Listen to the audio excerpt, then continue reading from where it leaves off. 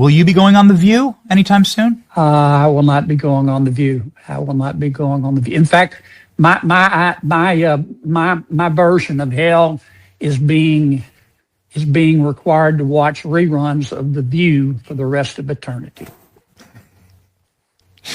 I would like to start the petition actually right now to see Senator John Kennedy on The View. I think it would probably be their highest ratings ever. Well, I don't know, but I have no interest in going on. I'd rather be poked in the eye with a sharp stick. Want to really see something that said, take a look at what happened. Hey. Why this beat so cold? We will make America proud again. And you try to kill our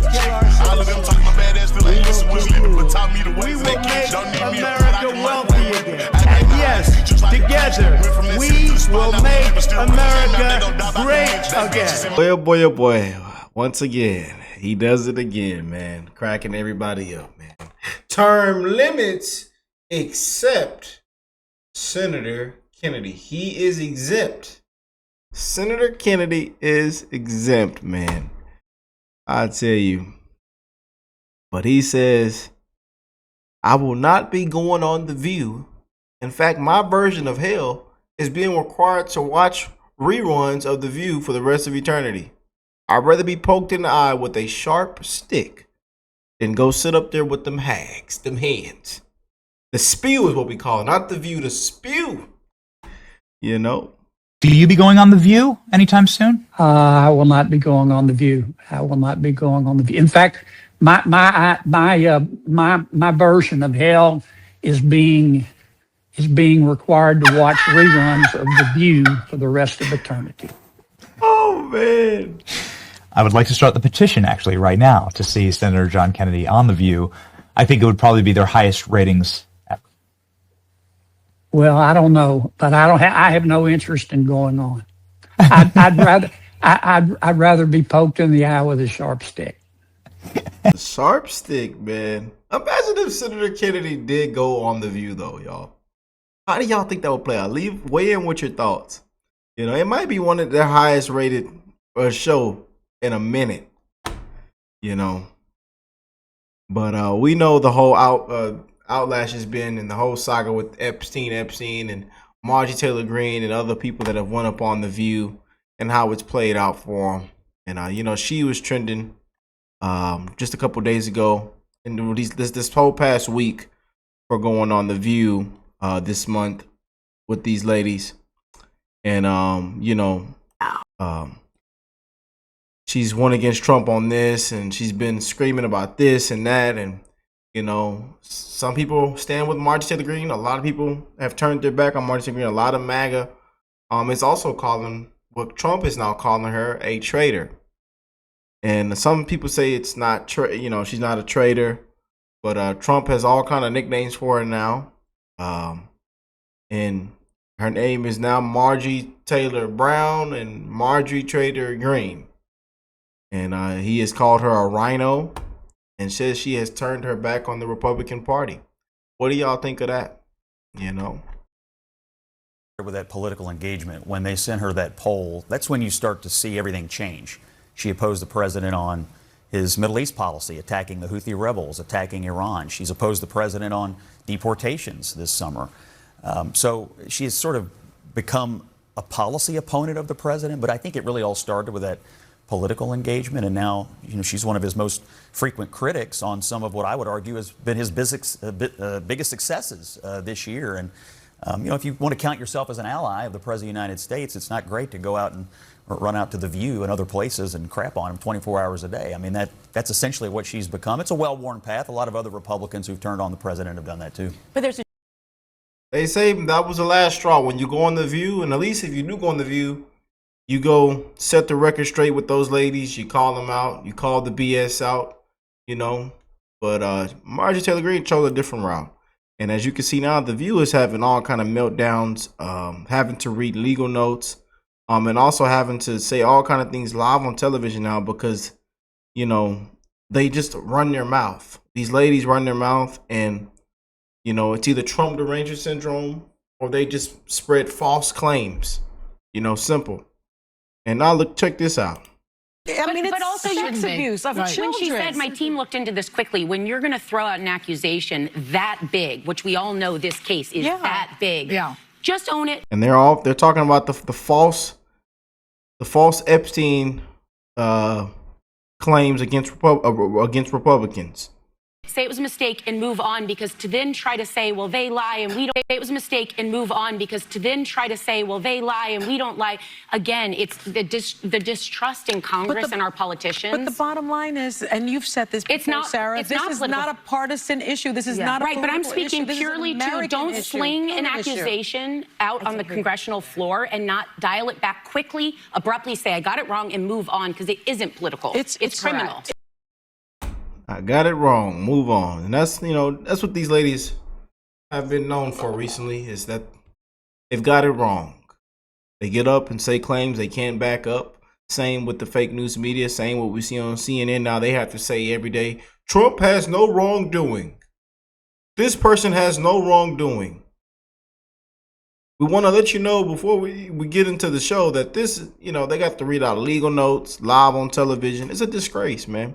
And this is why people have turned the TV off. This is why their ratings are where it's at. Why people are not tuning in anymore, you know, and why the American people have a bad taste in their mouth when it comes to shows like this and the CNNs, the mainstream media, you know, the fake news media. People have had enough, man. People have had enough. But we love seeing Senator Kennedy break the internet and people just reposting him on the Benny Show, saying that he will never be going on The View, you know, and says, my version of hell is watching the reruns. You just can't make this up. But Kennedy just spoke on Capitol Hill about, you know, the release of the Epstein files, and I want to get into this, man. Let's check this out. Everything. There's some breaking news out of your chamber here that the Senate just passed by unanimous consent the Epstein transparency bill. What's your immediate reaction to that? Smart play. I didn't know what Senator Thune was going to do, but the smart play here was to do it by UC. Nobody was going to object, and indeed, nobody did object. Now we can move on from the issue. The President will sign the bill, and presumably the documents will be released, and the American people can make up their minds. There are some Republicans over in the House and some people here in the Senate who want to amend that provision that was in the shutdown bill relating to the Justice Department and the ability of senators to sue them if their files were accessed. What? We're shifting subjects here? Yes. Okay, tell me the new subject. Okay, so when you guys passed the bill to reopen the government, there was a provision in there that would allow senators to sue the Justice Department if their information was subpoenaed or investigated without consent. There is an effort in the House. They want to amend that, and there's some people here in the Senate. Where do you stand on whether that should be amended and stripped away? Well, here's what I think. Number one, I believe that members of Congress have a cause of action against the FBI, the Department of Justice, and especially the telephone companies who responded to that subpoena by Jack Smith. Because the law is very clear that those records were in the custody and control of the United States Senate, and senators had to be notified. That's point one.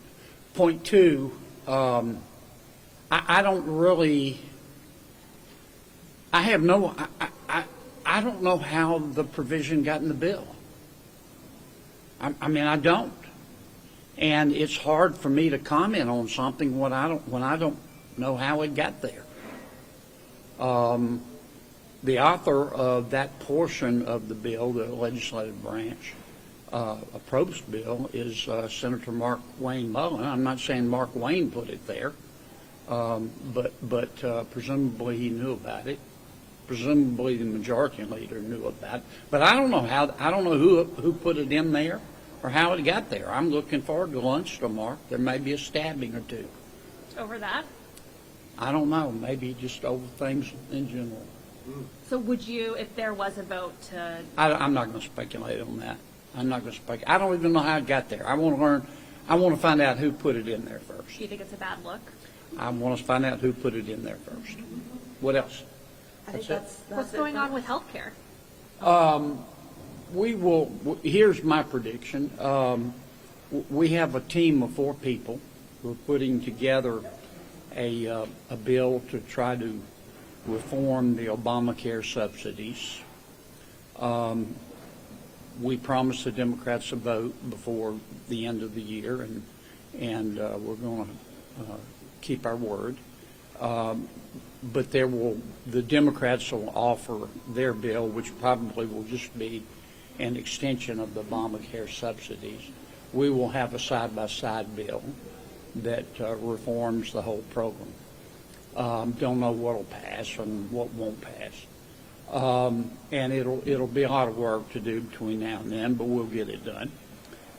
Number 2, as I've said repeatedly, the One Big Beautiful Bill was passed on July 1. Here we are 5 months later. We haven't done a damn thing in the U.S. Senate. You can do a lot in 5 months. I mean, in 5 months you can write a book. In 5 months you can learn a musical instrument. In 5 months a baby goes from gurgling and crying to saying mama and daddy. In 5 months, the Duke of Wellington defeated Napoleon at Waterloo. We haven't done anything in 5 months. We need to do a reconciliation bill. In fact, we can do 2 more. And we should have already have started that process. Let me say it as clearly as I can. We need to get up off our ice-cold, lazy butts and pass another reconciliation bill to address things like health care, the cost of housing, the cost of living, the sorts of issues that moms and dads worry about when they lie down to sleep at night and can't. And health care would be a part of that, or should be anyway.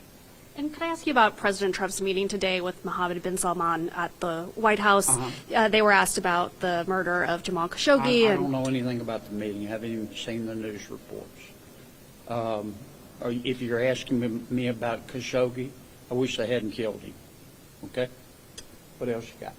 Anything? On the Epstein file, I'm sorry, I walked up late. Do you have any comment on the Senate you seeing the bill tonight? Smart play.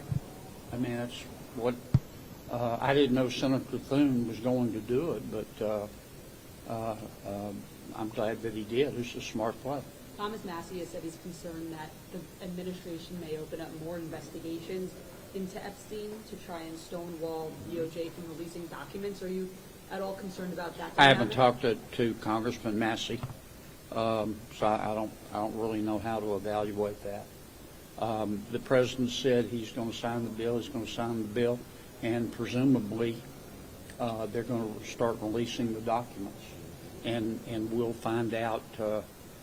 We'll find out the names of both new and old, creepy old men. And then just I noticed where Larry Summers, former president of Harvard, he is stepping back from all public activities. There are all kind of names in there that we've already known about, but all of the names that have been mentioned, they all said, well, it's not really nothing to it, nothing to see here. We didn't have much to do with him. We found out that wasn't true with President Summers. And I suspect we'll find out it's not true with respect to others. But I don't know. That's the whole point of, I've said for a long time, we should do the full Monty here and release the documents. Okay? Thank you. All right, Thank you, Senator.